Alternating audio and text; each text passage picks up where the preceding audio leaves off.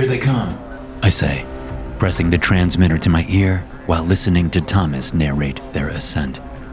The medic, Sandra, stands nearby, watching the watery surface of the entrance pool. I stare at the water, heart careening around in my chest as I wait for Addison to surface. It's just a little leak, I tell myself repeatedly. Just a little leak in the leg of her pressure suit, that's all. But the fact is, until she's up here in the station once again, the leak could prove fatal. The suits are designed to prevent catastrophic implosion if one component weakens. But the pressure down here is so immense, there's no telling what can happen. So as the 6-foot diameter pool shimmers under the LED lights of the station, I find myself wishing it was anyone but Addison. It's a horrible thing to do, wishing this kind of danger on someone else, but I can't help it. I've come to the realization that I love Addison, and what's worse is I haven't even told her. Dim lights emerge in the dark ocean under the station. They're hard to see because of the overhead lights reflecting off the pool's surface. But I crouch down and squint as they get closer. They're the twin lights on her pressure suit's helmet. "I'm coming in," Addison says over the channel, voice shaky in my ear. I ready the straps from the hoist. Relief starts to expand in my chest. Then her helmet breaks the surface, and I breathe an "oh thank God" sigh as I reach out and connect the hooks to the shoulders of her suit. We share a look through the thick visor, and I have the urge to tell her I'm in love with her right now over the transmitter, allowing everyone to hear. I would surely get fired and sent back to the surface, but at this point, I think it would be worth it. Still, angels of caution went out, and I say nothing but, "Hang on, I'm getting you up." Using the hoist controls, I pull Addison out of the pool and stand her up in the staging area where robotic clamps come out and secure the heavy suit so it doesn't topple. Sandra, the medic, immediately starts working to get Addison out of the suit. I rush over and do the same. The water down here is so cold, she could already be hypothermic. Leaving Thomas and Delrod in the water for the time being, Sandra and I get the helmet, the arms, and the torso off Addison. She's shivering, her lips are going purple, and her skin is covered with goosebumps, but she's still the most gorgeous woman I've ever seen. As we help her climb out of the suit's legs, I see a wound on her left leg.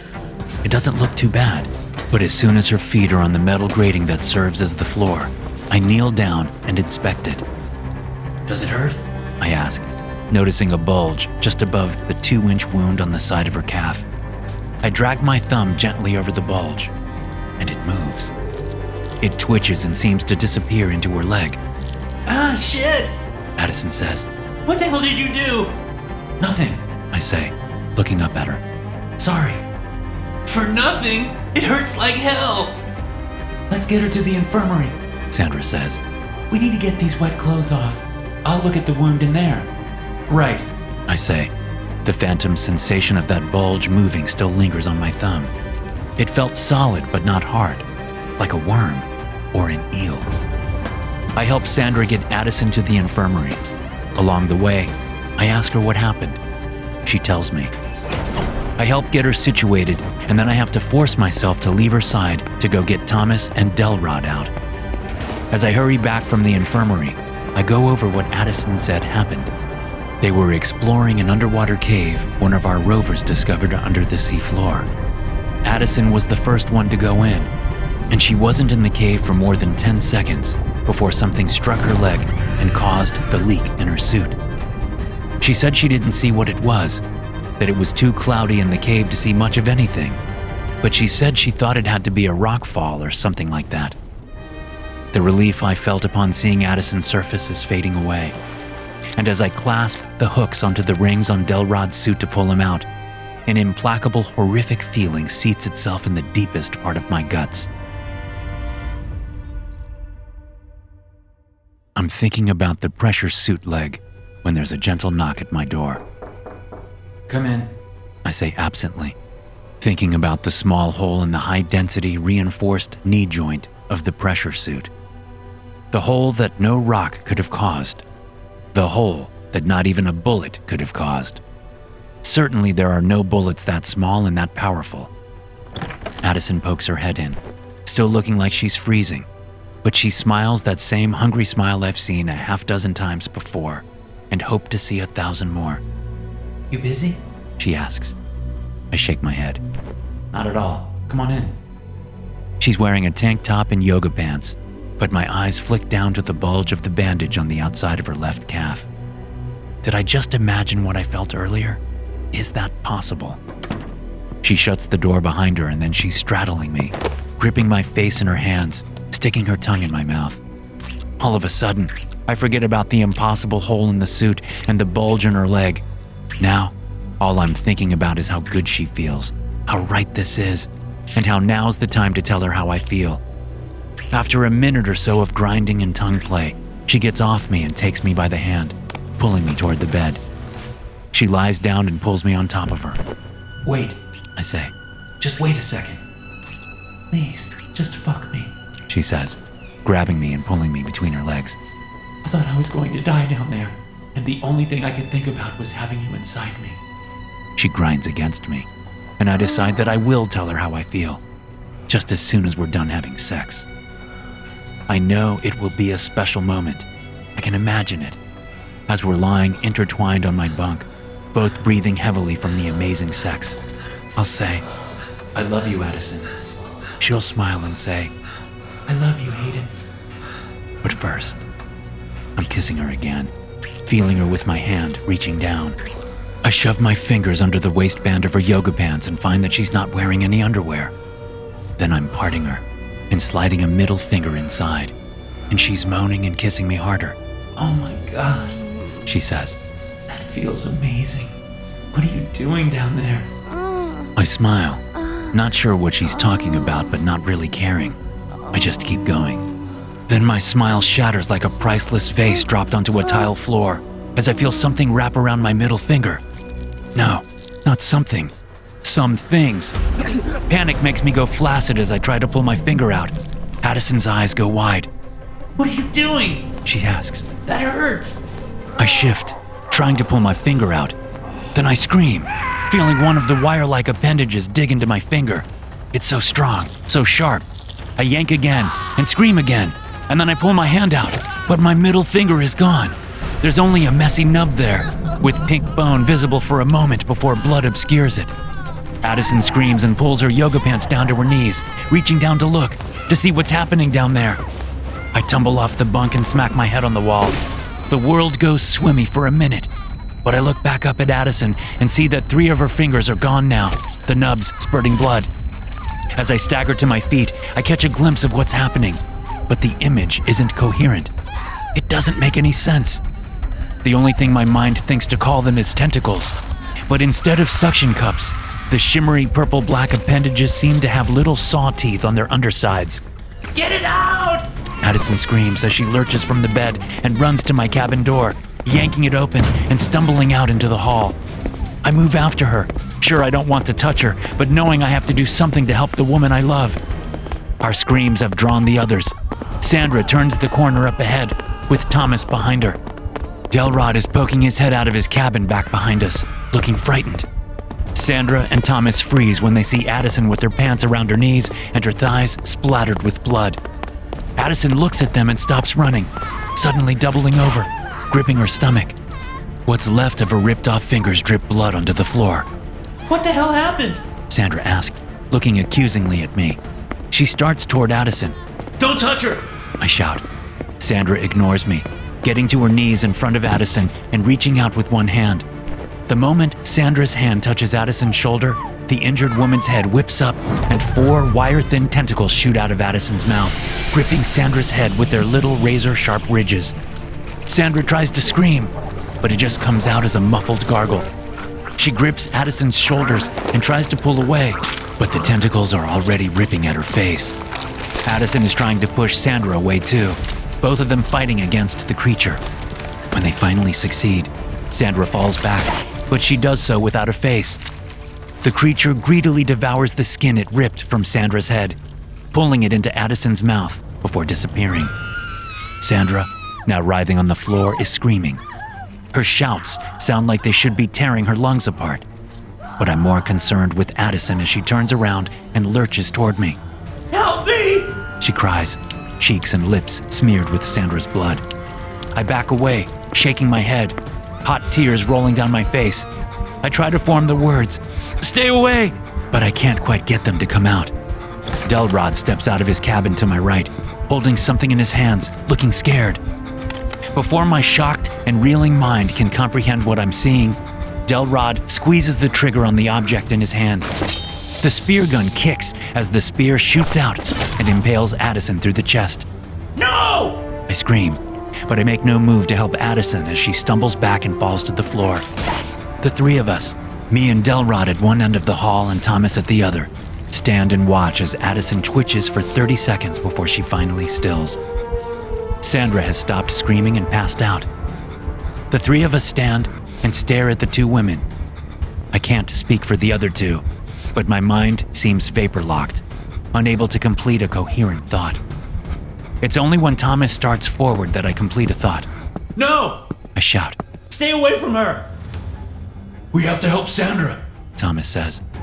I know he's right, but I look at how close Addison and Sandra are on the floor, and I don't like it, not one bit. Still, after pausing briefly, Thomas starts forward, and I don't stop him.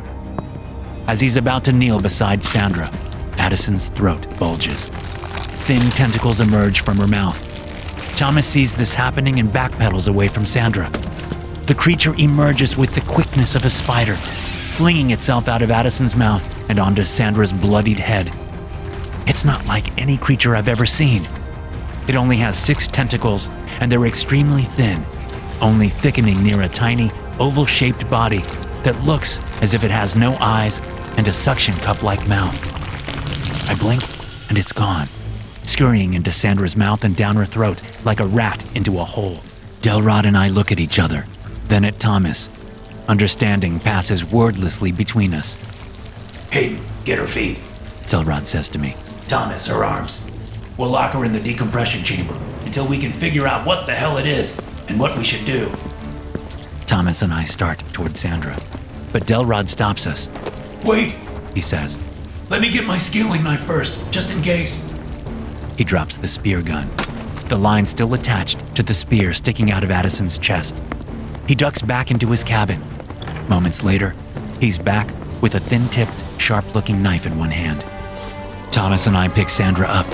She's still unconscious, which is for the better. I adjust my grip on her ankle with my injured hand, wincing as we start toward the decompression chamber.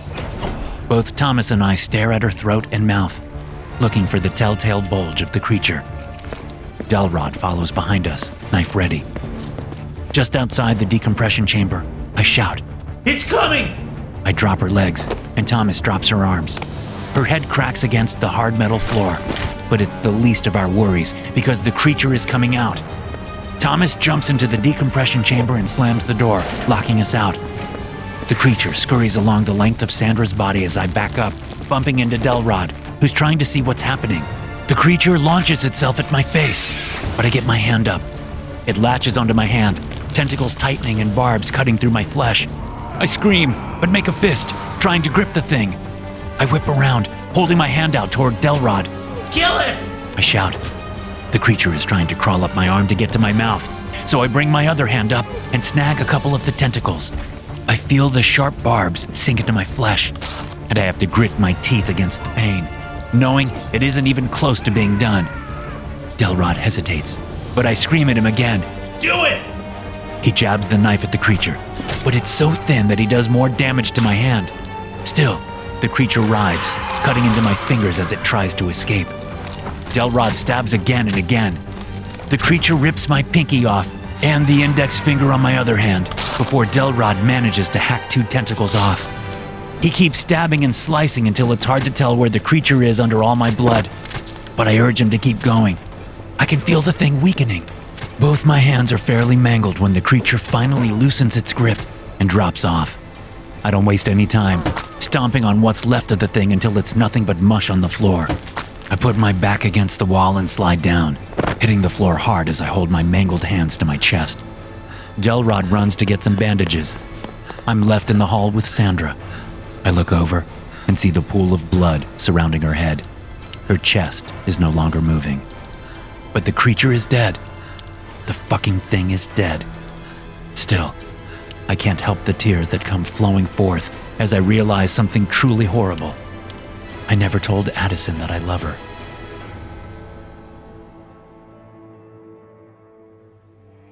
Come on, you can do better than that, Cade says. My arms shake as I try to get one more push-up in. Cade does 1, 2, and 3 more push-ups as I struggle to get my 51st done. No matter what, Cade always does a few more push-ups than me, and he's always sure to tell me exactly how many more he does. I collapse to the floor of our little gym, huffing, pulse thrumming in my temples. Is that all you got? Cade says, jumping up and moving over to grab his towel. He wipes sweat from skin that always seems perfectly unblemished. During the 3 months we've been down here in the crushing depths, I've never once seen him get a pimple or a runny nose. I've never even seen him get mad. I have to take solace in the little things, like his messed up blonde hair that makes him look like a dumb surfer dude, or the fact that he doesn't seem to have anyone topside waiting for him. He never talks about any family or friends. Granted, the only family I have waiting for me is a stepsister and a stepfather, and they probably aren't exactly counting the minutes until my return. When this little expedition started, I was excited about doing some first-of-its-kind research in a station on the seafloor. Now, I can't wait to get out of here. Actually, that's not strictly true. I can't wait to get away from Cade. 3 more months with Mr. Perfect seems like an eternity. If it were just me here in this station, I could finish the contract no problem. I've never had an issue with being alone, and living in close proximity to Cade has only solidified that notion. So as I get to my feet in the little gym, I decide I'm going to ask the program director, Dr. Quintana, if we can change up the schedule. I've already asked him once, and his answer was no. But maybe things have changed. Maybe Cade and I can exercise at different times for the next 3 months. That alone would be enough breathing room for me. Cade gulps down some water and looks at me, smiling with his perfect teeth and his freshly shaved jaw. He must shave 2 or 3 times a day because he never seems to have a 5 o'clock shadow. Me, I've got a full-on beard. Shaving isn't required, so I decided to grow a beard after the first month. It was something that helped me pass the time, something different amid a tightly structured schedule of sleeping, eating, exercising, working, and mandated relaxation and bonding time. As I grab my water bottle, Cade looks at his watch. 15 minutes until work time, good buddy. You gonna be late again? I have to clench my teeth for a moment, getting myself under control before I answer. Cade, remember what I said about calling me good buddy? Still smiling, Cade says. Oh yeah, right. Sorry, bro. My teeth grind together. I've asked him not to call me bro either, but I keep my mouth shut because if I don't, I'm liable to say something really mean. I'll be on time today, I say, grabbing my towel and heading out of the gym. When I close the door to my cramped cabin, I toss my towel and water bottle down on the bed and then punch my pillow as hard as I can, imagining it's Cade's smug fucking face. I punch it again and again, a continuous grunt erupting from deep in my lungs. With my anger momentarily sated, I step into the cramped bathroom and turn the shower faucet. Nothing happens. No water comes out. You've gotta be fucking kidding me, I grumble. This place is falling apart. And guess who's in charge of fixing everything? Cade. Fucking Cade. But every time I have to ask him to fix something, he always makes some comment about me breaking it or not having the skill to fix it myself. I try the sink, finding that it's working. I take a quick hobo shower with sink water, towel off, and get dressed. I still have 5 minutes until I have to be on shift. I grab my phone and call Dr. Quintana. The phone takes a moment to connect because the signal has to go through a series of relays floating in the ocean above the station before it can reach Quintana. The doctor's slim, boyish face appears on screen. Bradford, he says with a smile. how are you this morning? He looks at his watch. Isn't it about time for you and Cade to be on shift? I'm struggling down here, Doctor. I need a change of pace, even a small one. Cade is driving me nuts. Can we just change the schedule? Allow me to exercise on my own? Hell, I'll even wake up earlier for that. Can't we just do that? Quintana's brows furrow over brown-green eyes. I thought we discussed this. The schedule is just as important as the work you two are doing down there. We need as much data on how you two interact as we can get. That's why the schedule is set up the way it is. Well, doesn't the fact that I'm asking you to change the schedule tell you something? Quintana waves my comment away. Minor spats are to be expected. It's only natural. I know you can take it. You two got along so well during orientation. Yeah, but his behavior has changed since then, I say. Oh? Is he being hostile toward you? Do you fear for your safety? No, nothing like that. It's just... Then I'm sure you two can figure it out. Remember, communication is paramount. I must be going now, Bradford. Put anything else you wish to discuss in your evening check-in. Good luck. And remember what I said about communication. He ends the call. I look at the time, realizing I'm going to be late. Again. Cursing, I head out of my cabin and toward the lab to do the day's work of reviewing footage from deep-sea drones. When I step into the lab, I'm not surprised to find Cade already sitting at his workstation. He makes a show of looking at his watch. You're late. Again. Shut the fuck up, you sanctimonious piece of shit, I think, but don't say. My shower isn't working. I say as I sit down. I need you to fix it. Cade smiles at me. What did you do to it this time? Nothing, I say, voice rising as the dam I've constructed inside springs a leak, letting some of my anger jet out. Not a damn thing, but it's broken anyway. So how about you just fucking fix it and leave the snide comments to yourself? Still smiling, Cade says, Calm down there, good buddy. Don't get your panties in a wad. It's the smile that does it. To me, that smile says, I'm not afraid of you in the least. To me, it says, fuck you, good buddy. I'm here to make your life a living hell, and I take pleasure in it. Yeah, it's the smile that puts me over the edge, causing the dam to shatter, letting my anger rush out in a flood. I lurch out of my seat and swing clumsily at Cade, hitting him on the right cheekbone. His bone seems to collapse under the blow. It's a strange sensation, like there's flimsy aluminum under his skin instead of hard bone. But this strange sensation doesn't make it to the surface of my awareness. Not now. I'm too busy shouting through clenched teeth as I hit Cade again. He falls out of his chair, face strangely deformed from the two blows. I grab the computer screen from off his desk, yanking it, feeling the cords resist, and then giving way as they pull from their sockets. I smash the edge of the screen into Cade's face, right over his eyes. His head folds around it, skin splitting. But there's no blood. Why is there no blood? I raise the monitor again, looking through the haze of my fury at the strange dent left in Cade's face. But it's still his face, and he's still smiling. So I slam the edge of the screen down again and again, only stopping when I realize there's someone else in the room with me. Someone besides Cade, which shouldn't be possible. Looking up, I'm confused to see Dr. Quintana standing there, looking down at me with a knowing smirk on his face. Coming back to myself, I drop the computer screen and get up from Cade, looking down at his deformed but unbloodied face. My thoughts lurch, confusion tinging my anger, which is still flowing out of the broken dam. It's okay, Quintana says. You haven't hurt anyone.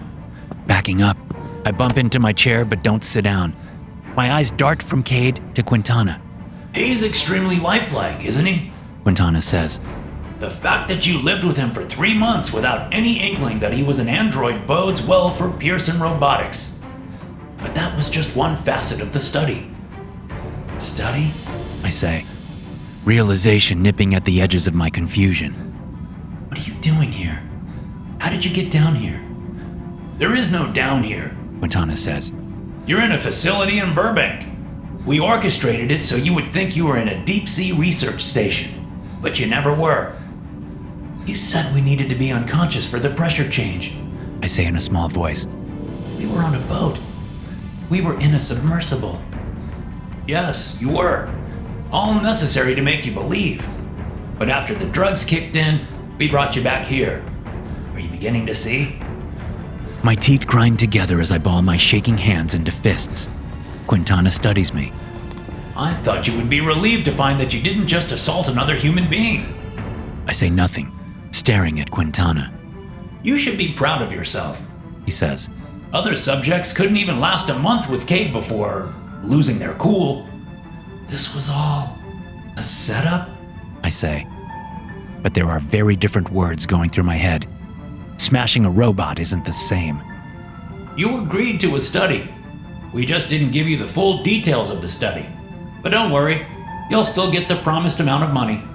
Smashing a robot isn't the same, I think. It doesn't have the same impact. It doesn't feel the same. I smile through gritted teeth and take a step toward Quintana. You're right, I say. I am relieved. So relieved. I reach a hand out, offering to shake it. Quintana looks at my hand hesitantly, then takes it. I use it to yank him toward me, wrapping my other arm around his neck. Then I force him down to the floor, releasing my hand from his and punching him in the face several times. This feels right. It feels like punching a man made of flesh and blood. I force the smaller man onto his back, pinning his arms with my knees.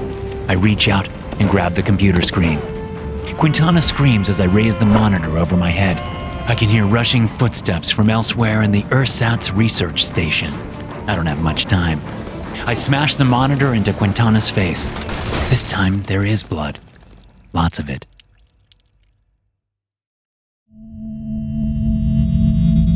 The sound is like nothing I've ever heard before. It vibrates my lungs and makes my eyes feel like they're suddenly more full, even though I'm quite certain such a thing isn't possible.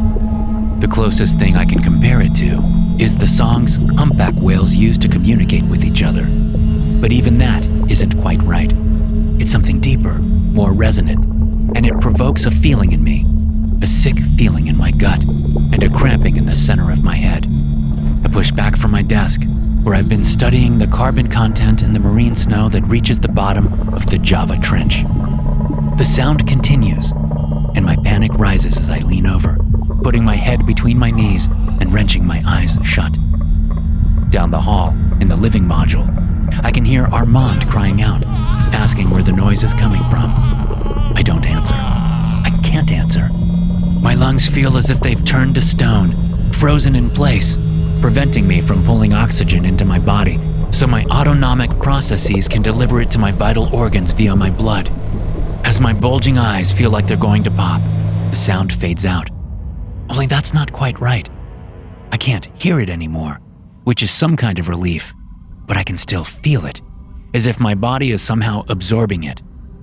I have the sensation that the vibrations, if that's what they were, are echoing throughout my body, bouncing off the walls of my flesh until they disappear into the deepest, most essential parts of me.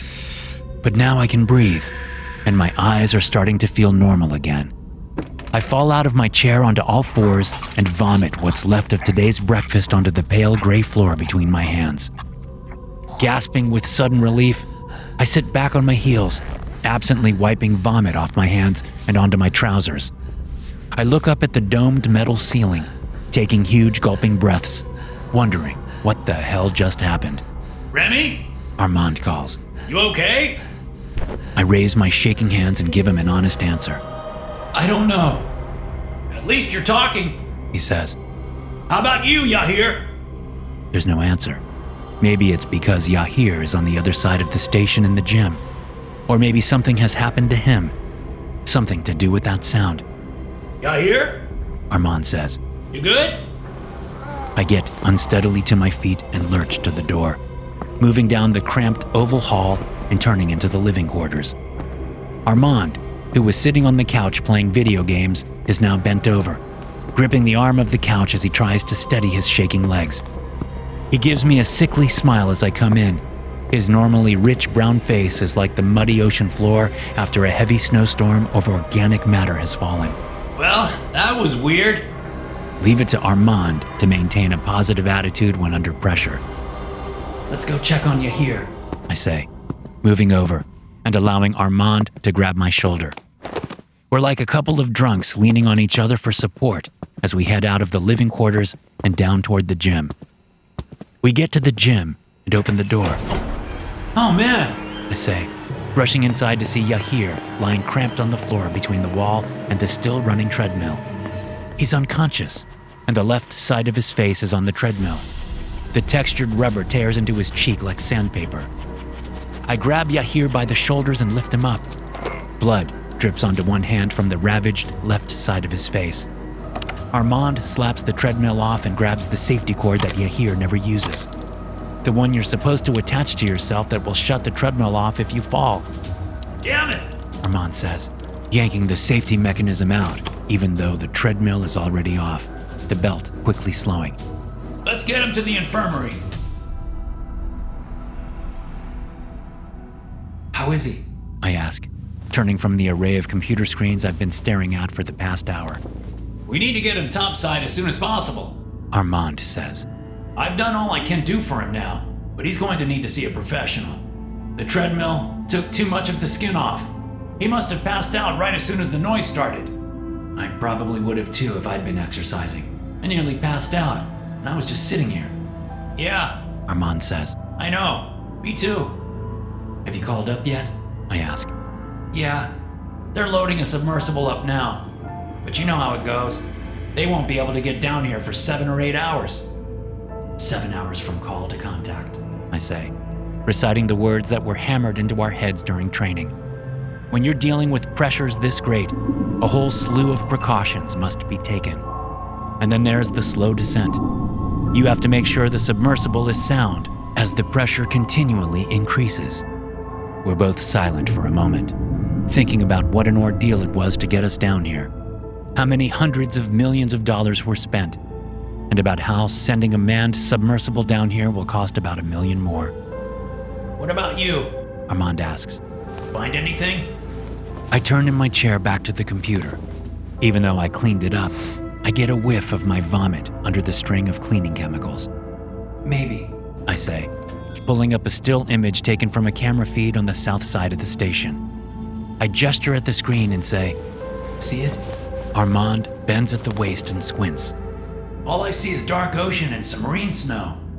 Yeah, that's the problem, I say, hitting a couple of buttons to zoom in on the dark ocean he's talking about. There's a slightly darker splotch in the middle of the screen, just beyond the reach of the station's lights. I point at it. How about now? Sure, he says. A pocket of slightly warmer water maybe. A cloud of sediment kicked up by some creature. Whatever it is, it's not conclusive. The image is from right before the noise started, I tell Armand. I zoom out and say, now watch this. I hit play. A deep-sea jellyfish floats from left to right on the screen.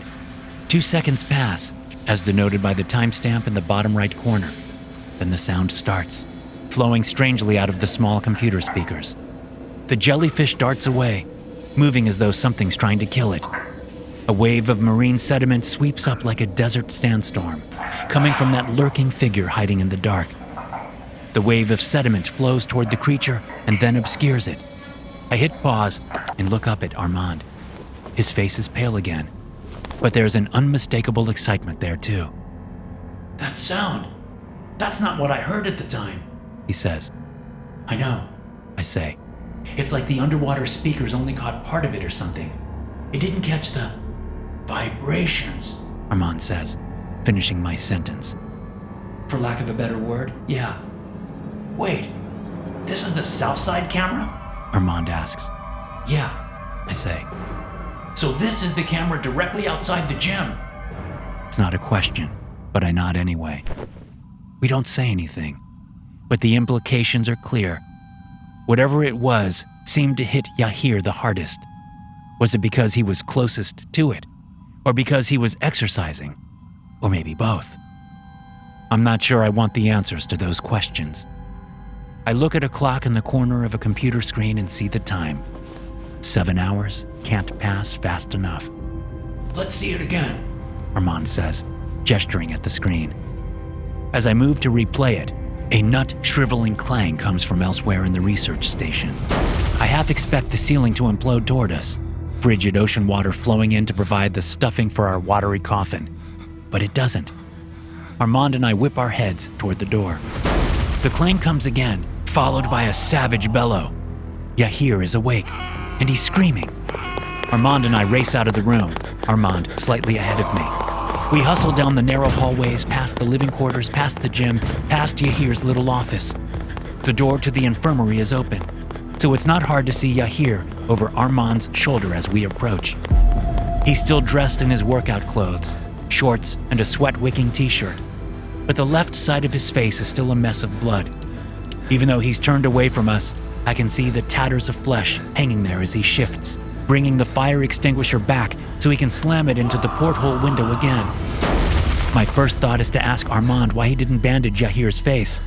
But even before I can complete that thought, I see the ball of bloody bandages sitting on the single hospital bed in the infirmary. Then, as another loud clang fills the station, my thoughts race on, wondering why Yahir is trying to break one of the quadruple reinforced windows with a fire extinguisher. Yahir! Armand yells as he nears the bloody-faced man. What are you doing? Without missing a beat, Yahir spins around and smashes the butt of the fire extinguisher into Armand's face. Yelling, I charge at Yahir, jumping into Armand as he collapses, blood erupting from his pulverized nose. Yahir sees me coming and whips the extinguisher up, but I manage to bat it clumsily away before crashing into him with my left shoulder to his chest. He stumbles back, hitting the wall next to the porthole, extinguisher still in hand. It's us! I say, looking into his crazed face. Yahir, it's just us! Something changes in his eyes, and they go from stone hard to jelly soft. He still looks like some kind of comic book villain with the side of his face all messed up and bloody, but awareness has come back to him. Oh God, He says. Oh shit, what did I do? Give me the extinguisher. I say, reaching a hand out. Yahir gives it over. I take it and move back, stepping over a groaning Armand while setting the item in the corner, farthest from Yahir. Kneeling next to Armand, I survey the damage. Yahir stands against the wall, hands to his mouth as he blubbers.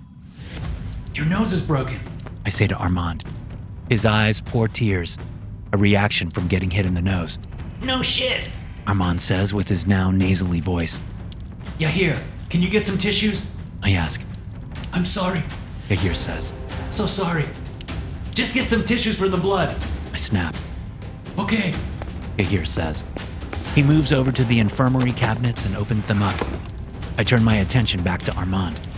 how are your teeth? He got me good. Armand says. My front teeth are loose. Well, don't mess with them. I say as Yahir steps into my peripheral vision. I look up in time to see Yahir's right hand flying toward my face, light from the overhead LEDs glinting off a metal tool in his hand. I throw myself backward instinctively, but I'm not fast enough. I feel the tool touch me directly above my right eye. By the time I land on my ass and crawl backwards toward the infirmary door, that eye is useless, obscured by curtains of blood flowing down from the wound. I realize Yahir has a scalpel in his hand. Before I can do or say anything about it, he's turned his attention to Armand. Gripping the back of Armand's head with his left hand, Yahir stabs his face with the scalpel in his right hand. I watch through my left eye as Armand gets both hands up around Yahir's neck, but it does no good. Yahir works his hand like a jackhammer, stabbing through eyelids and cheeks, the metal blade plinking as it hits teeth. Stop! I scream, although I'm only half conscious of doing it. Yahir slides the scalpel up Armand's nostril, forcing it past the broken cartilage. I watch the length of the medical tool disappear into Armand's head. His hands fall away from Yahir's neck. He twitches, convulses, and goes still. Yahir pulls the scalpel out, now covered with blood, and looks up at me. I scramble to my feet and run away. When I reach the communications room, I swing the door shut. There's no lock on this door. There wouldn't need to be, so the only thing I can do is grab a cord from a piece of non-vital equipment and wrap it around the door handle at a metal clasp next to the door. Yahir reaches the door and tries to open it, but the cord holds, only allowing him to open it an inch or so. I turn to the communication equipment, my heart seeming to seize in my chest when I see the mess of it. The equipment has been smashed to bits, probably with a fire extinguisher. Grimacing and wiping blood out of my eye, I head back over to the door and grip the handle, pulling it flush and fighting Yahir as he continues trying to open it. The only thing to do now is hope Yahir doesn't get to me before the rescue submersible arrives. I'm sitting against the door, head leaning back as I stare up at the metal ceiling, thinking in circles. My wound has stopped bleeding, but it's still puffy, forcing my right eyelid halfway down. It has been nearly 7 hours since I locked myself in the room. The first 2 hours I spent in a battle with Yahir, keeping the door closed, tightening the cord when it loosened, trying to talk some sense into him. Sometime during hour 3, after Yahir had given up on trying to get to me, I remembered something he'd said before this whole shitty mess started. It was during dinner one evening about a week ago when Yahir told us about a new species he was busy trying to catalog. New species aren't all that uncommon down here in the depths, so it wasn't something I was particularly surprised to hear. But thinking back on it during hour 3, I realized there was a connection to my current predicament. During one of his rover expeditions, Yahir had come across a strange phenomenon. He was busy studying a deep-sea cucumber from a safe distance, watching the creature go about its business on the sea floor, when something stirred up a wave of silt nearby. This spooked the sea cucumber, which tried to swim away, but it wasn't fast enough, and the silt enveloped the little guy. What happened next? Yahir only saw through a haze of silt at the very edge of his rover's lights. The cucumber stopped its flight a few short moments after the wave of silt touched it. But it didn't just stop. It actually turned around and headed in the other direction, toward whatever had kicked up the silt. Shifting the remote control rover, Yahir followed its progress, staying far enough away so he wouldn't interfere with whatever was happening. Suddenly, a dark figure lurched from the very edge of the rover's lights, moving lightning quick. All Yahir saw was a large head dart out with its teeth opening under 4 white eyes to clamp the cucumber inside its jaws. Then it was gone, leaving only the fleeting memory of the cucumber and the strange creature. Yahir's hypothesis was that the mystery creature used something like sound waves to stun the cucumber.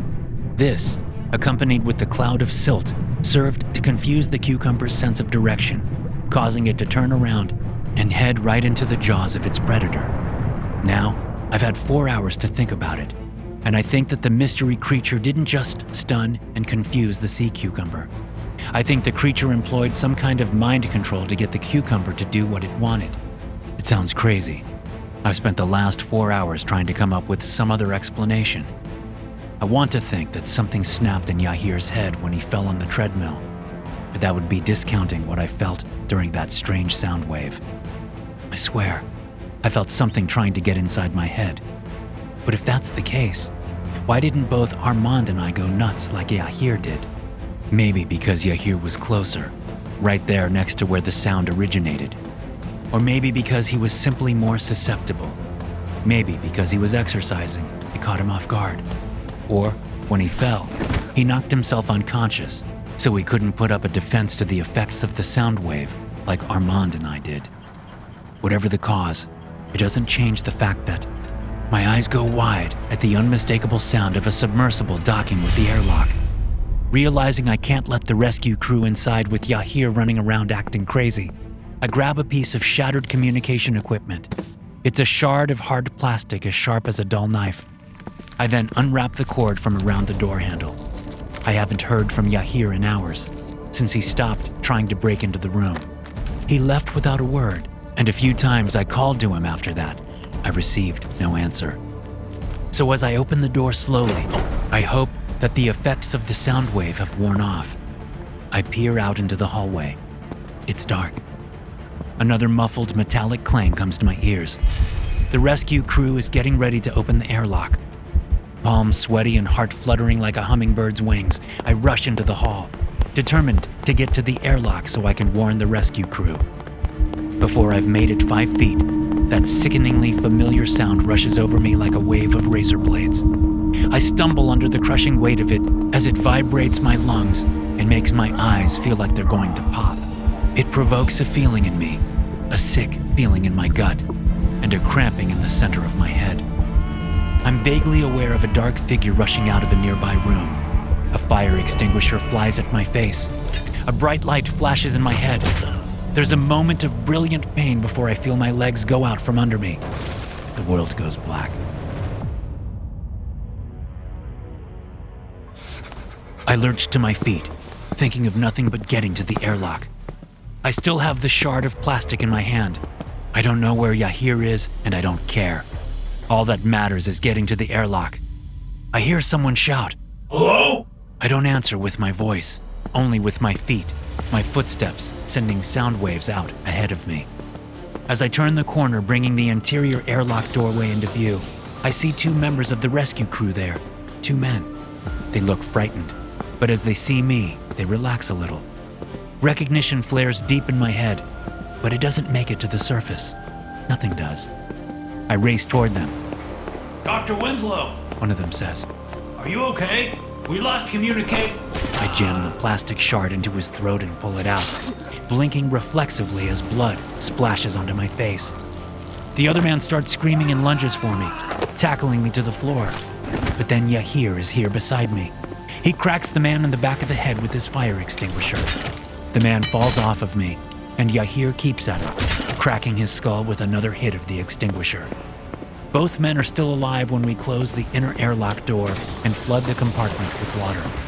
Before we can open the exterior door, we have to emergency jettison the submersible.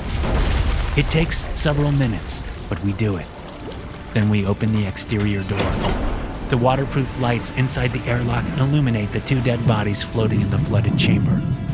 A dark head darts through the open exterior doorway, teeth chomping down on one man's leg and yanking his body outside into the dark, deep ocean. Yahir and I watch on a screen, knowing that one of us will be next. After all, we have to feed the master. It's what we do now. Why else would we be down here, if not for that? Thanks for listening. If you enjoy these stories, be sure to subscribe to the podcast and check out some more of my episodes here.